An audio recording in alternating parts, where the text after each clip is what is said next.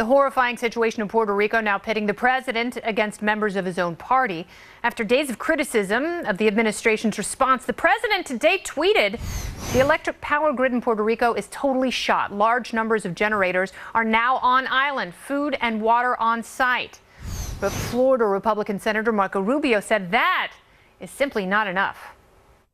Even if today we were able to deliver to Puerto Rico a historic amount of aid in a short period of time, our ability to get that aid from San Juan to any other place on the islands or on the island or some of the smaller islands is significantly diminished, if not non-existent.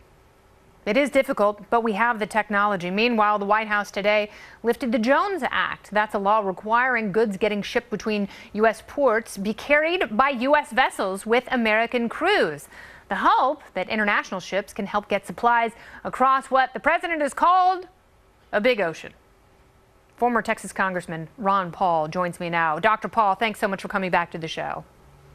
Thank you, Kennedy. Good to be with you. All right, so just how bad is it in Puerto Rico?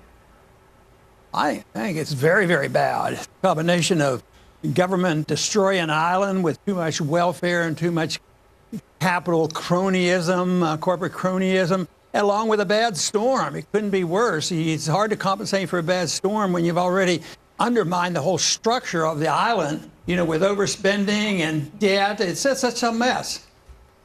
It is a mess, and the president has been criticized for this. Is it fair to criticize him? He says that it's a big ocean. It's difficult to get stuff there. You can't just drive trucks to Puerto Rico. But last I checked, we also have a lot of planes.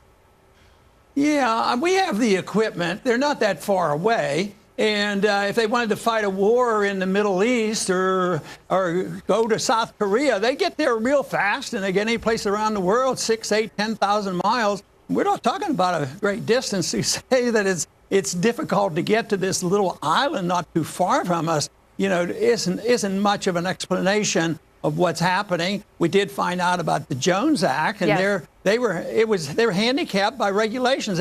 They undermined the island's efficiency through socialism and welfarism. Then they have these regulations, so it proves that it's difficult to handle a situation like a natural disaster when you already undermine the structure and the smooth operation of an island or a country. And this is what we see. I fear for our own country. This might be a warning sign if we're not careful. There are some of our other cities in this country that are facing similar conditions. And if they get hit with a small, storm and maybe not even have a natural disaster, they might still have to face up to this because, I don't think there's a guarantee that our grid will never go out. And there's a lot of problem faces this because we have undermined the ability for our market to work. Yes. And you compound it with an unexpected event, and then you have this mess. So I don't think it's totally unpredictable. It's tragic, and obviously the hurricane was a mess. Matter of fact, I have personal experience about what hurricanes can do. So yeah. It is a difficult time.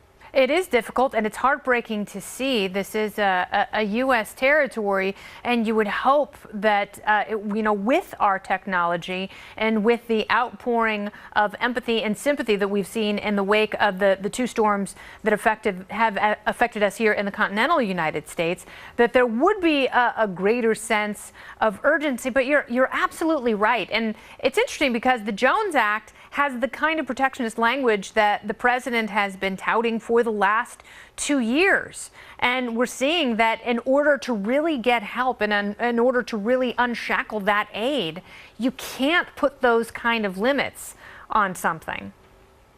So they make the perfect argument. Well, what if in calmer times that you would repeal the Jones Act to make things more efficient for the island and lower the cost there, and maybe their debt situation be less. This idea that, in the tough times we get rid of some regulations and it's helpful. Sometimes cities and towns will get rid of some taxes when it's necessary to be helpful. Why don't they do that right on? If it's helpful, why just not have a policy like that? Low taxes and less regulations rather than waiting to be whelmed, overrun with regulation and debt, and they say, oh, maybe we can do something about this, even though philosophically, the administration is for these regulations. But that's corporate welfare is what it is. We always say, and that island is a welfare state for everybody, including the corporations, and that's why they have that mess compounded, of course, by the hurricane. Dr. Paul, thank you so much for your time and insight. Appreciate it.